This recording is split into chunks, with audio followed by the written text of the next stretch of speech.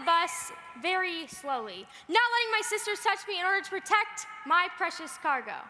When the bus finally came, I took it one stair at a time, holding this valuable item out in front of me in order to protect it. Each step to my first grade classroom, I made sure to protect. When I finally arrived, I walked swiftly to the back of the classroom and brought my said precious cargo to its destination. My precious cargo, the fire truck coloring page I had worked so hard to perfect, would finally be put to test against my classmates. My fire truck coloring page looked pretty similar to other people's. It had the same background, yet all of them looked at least slightly different. Some fire trucks were red and others were blue. Some expertly crafted, like mine, not one stroke of Crayola out of place. Others looked like they gave it to a little sister and brother and let them do whatever they liked. To me, my fire truck coloring page was perfect. To me, my fire truck coloring page was a masterpiece worthy of at least 2 months' display on our refrigerator. I put my coloring page in the pile and walked back to my seat wondering, what will the judges think of my masterpiece? What will the judges think of my masterpiece? Looking back, none of us chose the coloring page we were given. But we did get to choose the colors and the strokes we added. While mine may not have actually been perfect, because I was in first grade, it was beautiful. To me and my mom, because it was my masterpiece. Copying someone else's more perfect coloring page was tempting, and it may have made more sense to color the fire truck blue or red instead of blue, but copying someone else's wouldn't make mine place higher. Looking back, my fire truck coloring page was pretty original. Our teacher gave us a canvas and left it up to us to create a fridge-hanging masterpiece. Our lives are the same. Each of us are given one canvas, one life that we get to turn into a masterpiece. So let's do a little painting with Val and figure out what's already been painted and what will be painted on each of our canvases. We'll start with my friend, Madison. Madison is from the great peach state of Georgia.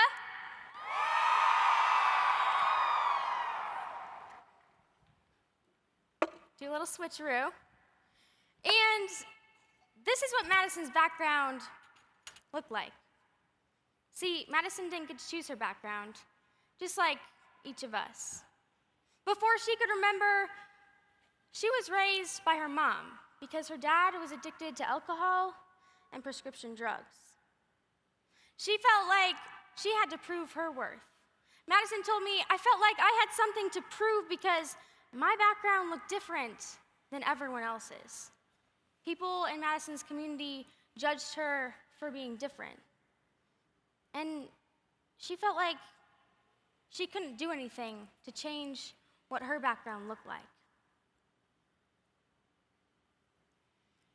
She didn't choose for her dad to be addicted, and she didn't choose for her classmates to judge her and treat her differently. But Madison knew that her background was something that she couldn't change. It was something that she had the opportunity to look at and make something out of. No matter how harsh, tough, or beautiful your background is, we don't get to choose them. Our backgrounds come designed. Our canvases don't come blank. So, what does the background of your canvas look like?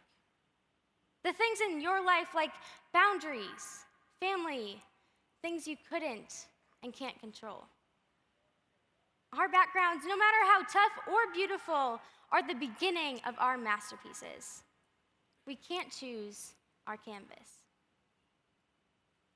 This is Anthony's canvas. Anthony from the state of New Jersey. Any New Jersey people? Okay. From the state of New Jersey. His background's pretty simple too. He got involved in junior ROTC, FFA, and became a volunteer firefighter. Yet, things started to change. In 9th grade, people started to make fun of Anthony, and they treated him different. He didn't understand why, but he knew that something was up.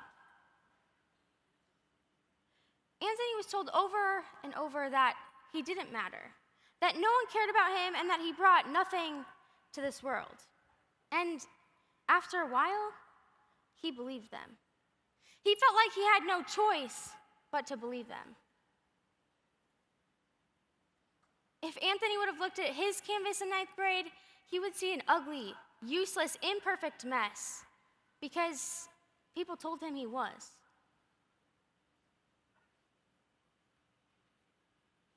Maybe you feel like Anthony. Like your canvas, your background is nothing but an ugly, useless mess. Maybe that's not you. Maybe you feel pretty lucky because compared to the people like Anthony, your canvas looks a lot like you wanted it to. A lot like what you imagined when you were little. But yet in the back of your mind, there's always those little things that have just never made you happy. Things that also seem less than perfect. That's because we aren't perfect. None of us are, so stop searching for the impossible perfection this world tries to tell us we need to be. Instead, find the masterpiece you truly are and believe it. It's our choice to believe it. What do you believe when you look at your canvas? It's trash? A masterpiece? Because you should see a masterpiece, no matter what shape you're in. We can't choose our canvas, and we aren't perfect. The third canvas is mine. My background looks pretty normal. I loved growing up on my family's farm. Let's hear it if you grew up on a farm. I grew up with my 2 parents and 2 sisters. I got involved in 4-H, FFA, and went to church camp in the 8th grade. While I was there, I met members who struggled with divorced parents, terrible relationships with boys, and family members with severe illnesses. I thought, why don't the bad things that happen to other people happen to me? This thought followed me as I went through high school. In high school, I never really had a group of best friends. I just had a couple of best friends like Kayla in different friend groups. And for the most part, I loved it. But then things started to change. One of my friends got angry at me so fast and kind of out of the blue. She told people she was jealous of me. I tried to tough it out. I told myself, it's fine. Maybe she's just going through something, and you have lots of other friends. But when she told one of my other friends that she didn't like when someone else talked to me, it all just started to get to me. I just wanted to feel liked, how I had before without even realizing it. Subconsciously, I decided I didn't care if the person they liked, the Valerie they liked, wasn't the true me. I started to paint over and cover up the parts of me that they didn't like. They liked that I came to football games, but they didn't like that I was kind to people that they didn't like. They liked that I sat by them at lunch, but they didn't like when people paid more attention to what I said than what they said. They liked that I was friends with the same people as them, but they didn't like when I talked about my friends from FFA. So I just stopped talking about my friends in FFA and how much fun I had, and I stopped talking to my other friends as much. It really wasn't a big deal at the time, and honestly, I don't know if anyone even noticed. But my masterpiece was slowly becoming something I didn't even recognize. Maybe you've had a similar situation, you just shrugged off. Why did you feel like you had to change part of you? I acted as the unoriginal version of Valerie. What did you act like? The copied version and covered up version of me wasn't worthless. I still was Valerie. It was just worth less. It wasn't worthless. It was just worth less. So, what parts of the original you are you trying to cover up? Why? The original you is so much more valuable. Live as your original masterpiece. We're back to Madison's canvas. And Madison showed me that we can't choose our canvas, but that we can choose the strokes we add. Madison's background is tough, and she didn't choose it. But as Madison grew, her background started to change. See, Madison started adding strokes that helped her grow and truly added to her canvas.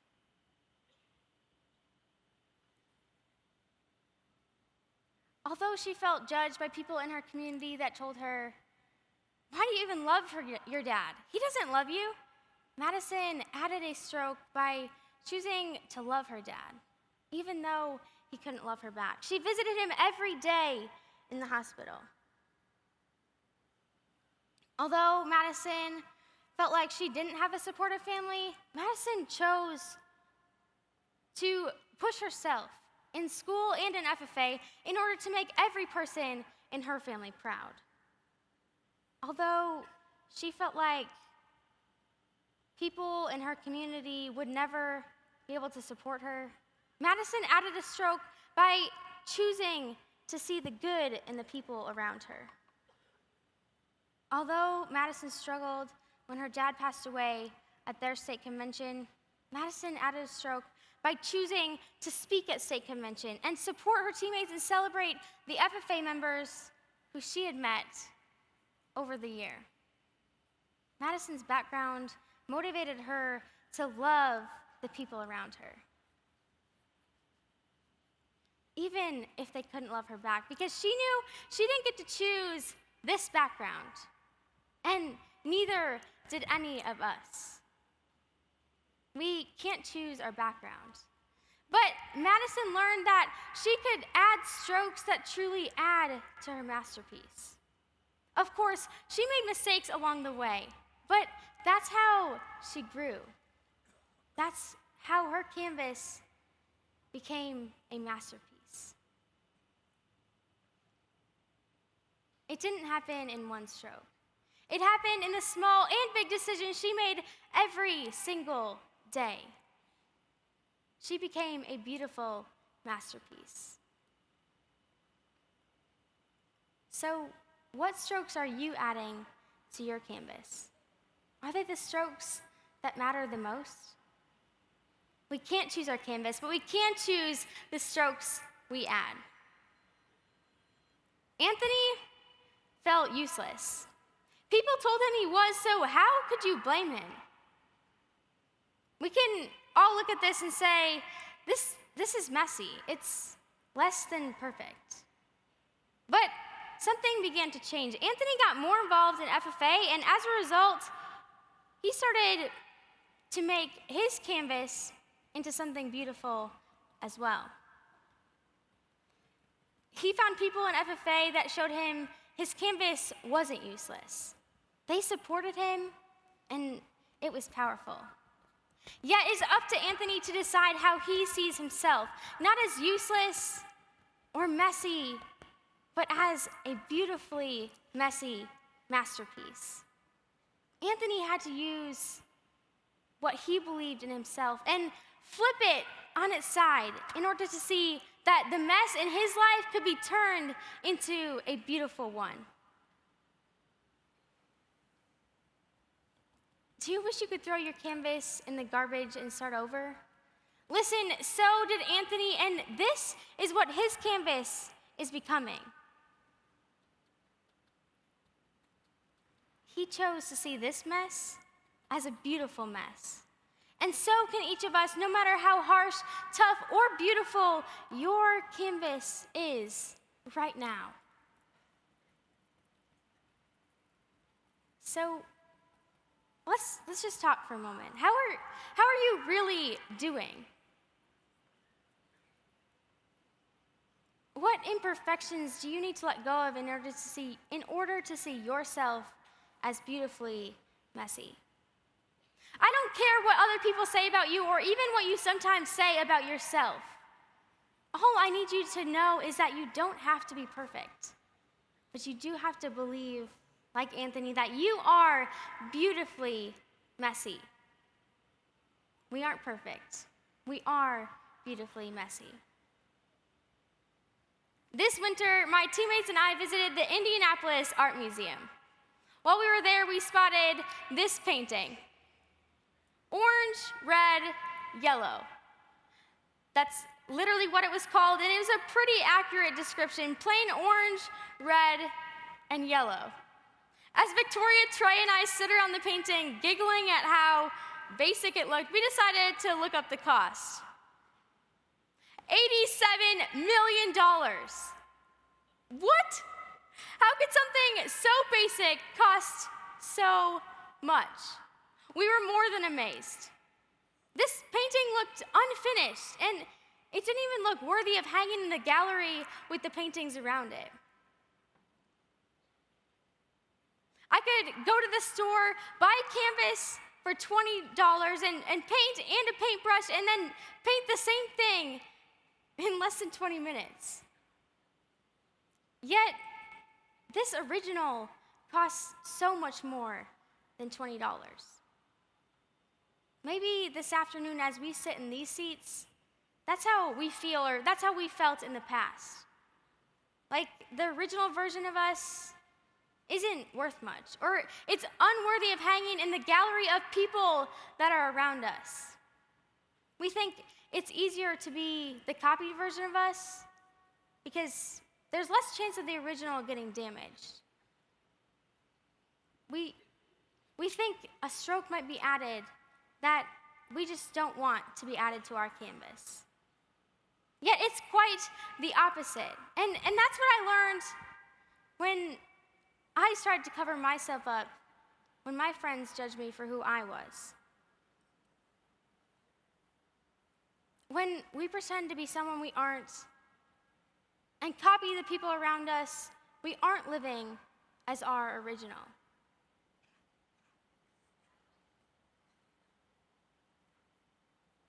Just because we don't want someone to look at our life, our artwork, and do what I did to that orange painting and say, well, that isn't worth much.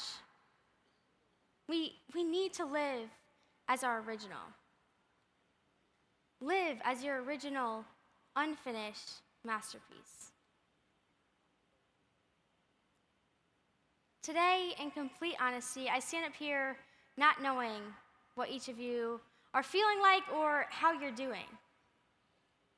But what I do know is that each of you are beautiful people. Just how you are. Nothing added, nothing covered up, nothing copied, just how you are. And I know that's hard to believe because when I look at my canvas, my life, sometimes it's hard for me to believe. But wherever you're at, you are a masterpiece. Masterpieces that can't and won't, can't and won't be created again. We can't choose our canvas, but we can choose the strokes we add. So choose the strokes that matter the most. Along the way, we will make mistakes. It won't be perfect, it will be messy. But that's how we grow. That's why we are beautifully messy. So stop trying to be the covered up version or the copied version of yourself.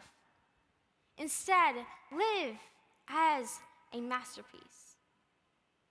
A finished masterpiece. Finished, completed, done. Choose the word. We all like when things are complete. Have you been wondering, what will that line become, and why has she not finished any of these 3 paintings? Has it been bothering you? Me too. Me too. I love getting things done. But that's how our lives are. We strive to be completed. We think if I could only just add this one thing to my life, better grades, winning a CDE, becoming a state officer, whatever it is, we think that will make us complete and content. Maybe we think if I could only take away this, then I would be content. Yet our canvases are not finished until we say they are. Day after day, stroke after stroke, our lives will become more and more beautiful. So go out, live as your original unfinished masterpiece. Because these weird lines, they will become something beautiful, something that adds to our canvas when we choose to live as an unfinished masterpiece. And one more thing. I look out and I see hundreds of beautiful people. You guys are awesome.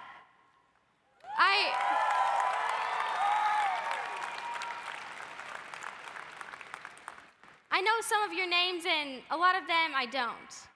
I don't know what you came into this arena feeling like. I don't know what you've been through. But what I do know is you are a masterpiece, just how you are.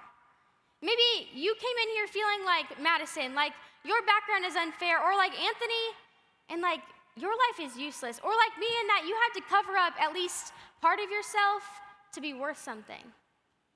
No matter what you're feeling, finishing our canvases will not be easy. It will be tough. It will be harsh. It will be hurtful sometimes, but it will not be meaningless. Every stroke has purpose. Every unfinished part will become something more beautiful than we could ever create. You are priceless. You are a masterpiece. Right now, you are a beautiful, priceless piece of art. And keep painting, because you will become a masterpiece when you live as your original masterpiece.